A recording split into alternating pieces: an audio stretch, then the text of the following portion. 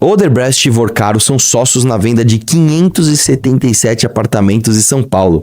Empresas associadas da Odebrecht são atribuídas a Vorkaro pela justiça. A consultora diz tentar iniciar contratos e nega relação com o banqueiro. Isso é uma coisa bem comum no Brasil, bem comum. Isso é normal. Você tem um banco que vai garantir uma obra de uma construtora. Isso é normal, tá? E aí, por exemplo, você que foi comprar teu apartamento. Geralmente funciona assim. Você vai comprar o teu apartamento, você começa a negociação com a construtora.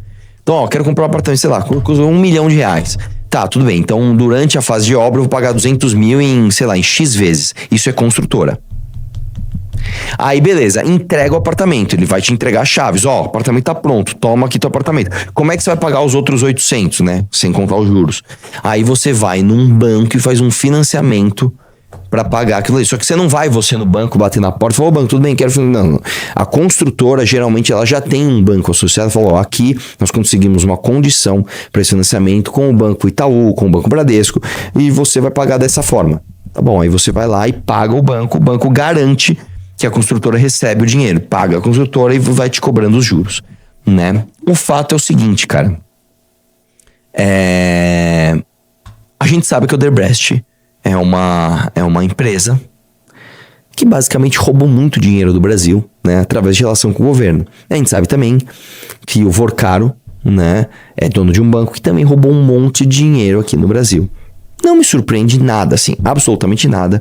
Eles que têm muita influência com os reis, com a corte, irem lá e falar, mano, vamos fazer mais uns esquemas aqui? Então pode ser que tenha esquema, pode ser que não. Mesmo porque tá dizendo nem que é o Banco Master, né? Mas é direto o Vorkaro, né? Desce aí um pouquinho. Empreendimentos imobiliários em São Paulo. 6 empreendimentos em São Paulo. Em 2 dos maiores escândalos de corrupção do país. Eles são sociedades entre Novo Honor, novo que a Odebrecht escolheu para limpar sua imagem, depois de ser pivô da Lava Jato, e fundos atribuídos a Daniel Vorkaro. Ah, não. Então é fundo mesmo do banco dele. Desce aí. O desempreendimento ficou pronto há menos de um mês, com 20 apartamentos de luxo. Os 3 estão em fase de comercialização, 555 apartamentos e 70 unidades não residenciais.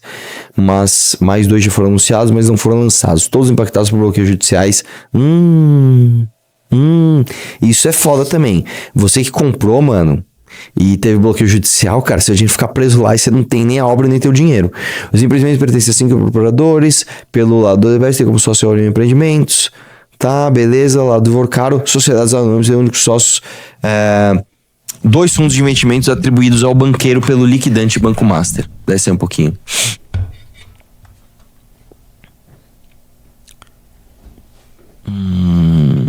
Bom, é isso. Não tem nada demais aqui além da falência. Desce um pouquinho. Desce mais. E acabou. As corporações, negociações, de governança. Aqui aí também desce aí um pouquinho. Tá muito no início. Não, mas vamos entender o que ele faz. Ele tinha 2 fundos, a Lunar e a Quality Golden, e aí pegou o Verde Bahia e o Magma e o Pérgamo, que são donos dos empreendimentos, esses 6 aí que vocês estão vendo.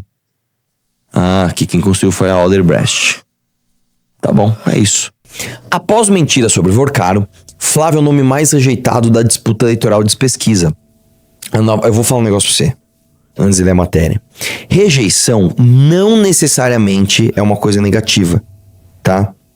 Os 2 candidatos que foram pro segundo turno em 2018, em 2022 e agora em 2026 vão ser, provavelmente, os candidatos mais rejeitados. Ninguém chega lá sem rejeição. Ninguém.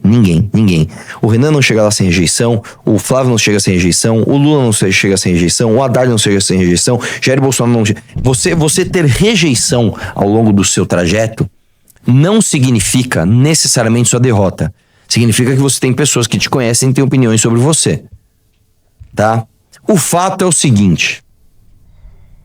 Quando você tem a rejeição sem o apoio, algo tá errado. E isso está acontecendo na campanha do Flávio. O Flávio tem apoio? Tem. Tem apoio dos mais radicais. Agora, ele tem apoio da galera normal? Não tem. O máximo que ele tem é tipo, puta merda, se for o Lula e o Flávio, vai no Flávio mesmo. E isso não é suficiente, tá? Pra você vencer rejeição. Você tem que ter o apoiador, falando, eu conheço esse cara é bom. Eu vou te defender das coisas que estão falando de você. O Flávio não tá tendo isso não, cara. Ele tá tendo só dos fanáticos. Vamos lá? Desce aí um pouquinho. A nova rodada do BTG, Nexus ouviu 2.000 eleitores e tem rejeição pra caramba. Vamos lá, nova rodada da pesquisa. Tá, beleza. Em março, Lula era o candidato mais rejeitado da disputa eleitoral, com 49% de entrevistados dizendo que não votaram no petista de jeito nenhum. Naquele mês, Flávio tinha 48%. Agora, o filho de Bolsonaro ultrapassou o Lula, sendo citado por 50% dos eleitores. Segundo o levantamento, não votaram. E o petista segue rejeição alta, mas desceu para 47%. Olha, cara, ninguém é melhor pro PT. Nenhum candidato é melhor pro PT do que Flávio Bolsonaro. Puta merda, velho. Próximo.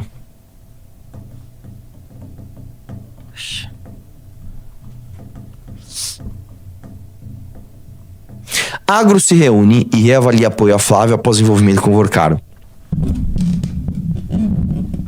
Eu vou falar uma coisa pra você, tá? O agro, ele é ideologicamente alinhado com Jair Bolsonaro. Mas ele é pragmaticamente aliado com o governo que está lá no poder. E vou dizer mais. Os governos petistas foram muito bons para o agro. O agro nunca cresceu tanto quanto na era petista, não por causa do PT, né? Porque primeiro você teve o boom das commodities. Então, de repente, o Lula ganha a eleição em 2002, em 2003 a China tá crescendo pra caramba e começa a comprar coisa pra caramba, e a Índia a mesma coisa, e o Brasil começa a exportar coisa pra caramba e o agro fica gigantesco, inclusive se aproveitando, né, do excelente trabalho da Embrapa. Legal. Daí o que acontece? Crise, dólar alto pra caramba. Os caras que exportam, o que acontece com eles? Ficam riquíssimos. Aí chega o Bolsonaro, alinhado com eles, parará, beleza, legal, dólar alto também, os caras ganham dinheiro pra caramba, ideologicamente alinhados com o Bolsonaro perde a eleição, fala que vai dar golpe, não dá porra nenhuma, os caras só se ferram. Governo Lula agora, o agro é o único setor que cresce. Os caras estão assim, eu vou te falar como é que tá o agro. Irmão, eu tô bem. Eu sou o único setor brasileiro que tá bem. Sou mais de direita, gosto mais dos valores de direita. Mas também, aí o Flávio Bolsonaro dá uma dessa. Você acha que os caras vão meter a cara pra defender o Flávio? Não, tamo aqui com o Flávio até o fim. Sendo que, número 1, o Lula está ganhando popularidade, não está perdendo. Está perdendo rejeição. É o atual governo. Tem mais chance de ser o próximo governo. E o Flávio só se queimando. Você acha que o agro vai fazer o que fizeram com o Bolsonaro e erraram? Tamo com mito até o fim, põe caminhão e põe trator. Se o Jair, que era o Jair, que era o pai da marca, que era o carismático, perdeu essa galera, você acha que o Flávio Bolsonaro vai aglutinar?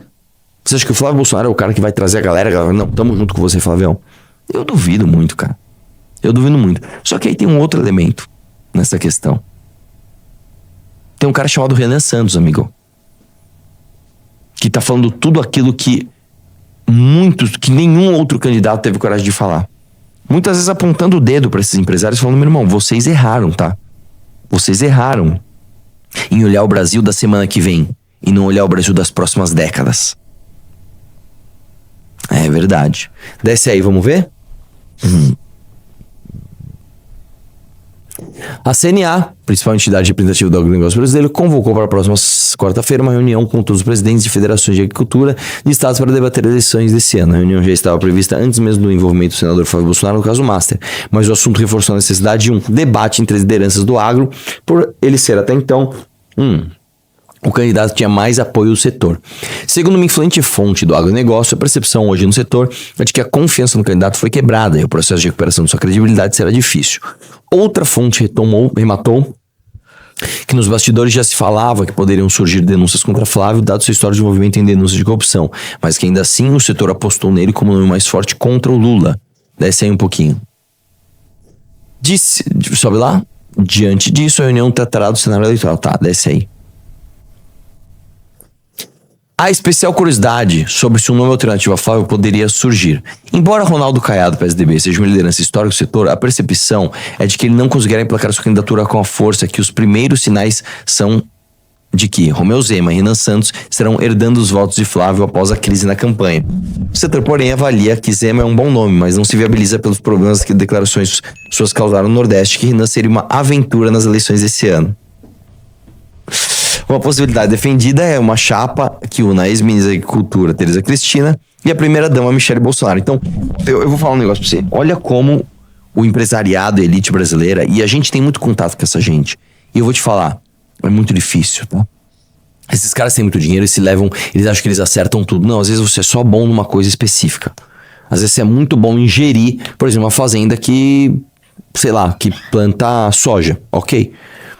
Mas você não sabe ler cenário político. Vocês acham que não é uma aventura você falar de uma chapa entre Tereza Cristina e Michele Bolsonaro e o Renan é uma aventura? Essa é a avaliação de vocês? Vocês estão pegando uma primeira-dama cujo currículo era uma bela vendedora de vinhos lá em Brasília, que conheceu alguns parlamentares interessantes no Congresso Nacional até casar com o mais tonto, né, que é o Jair Bolsonaro.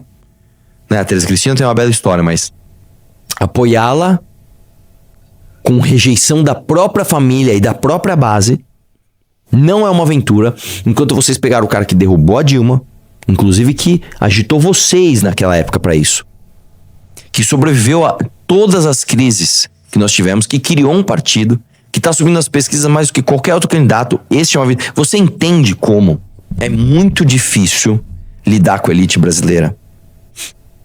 Você entende como é muito difícil? É foda.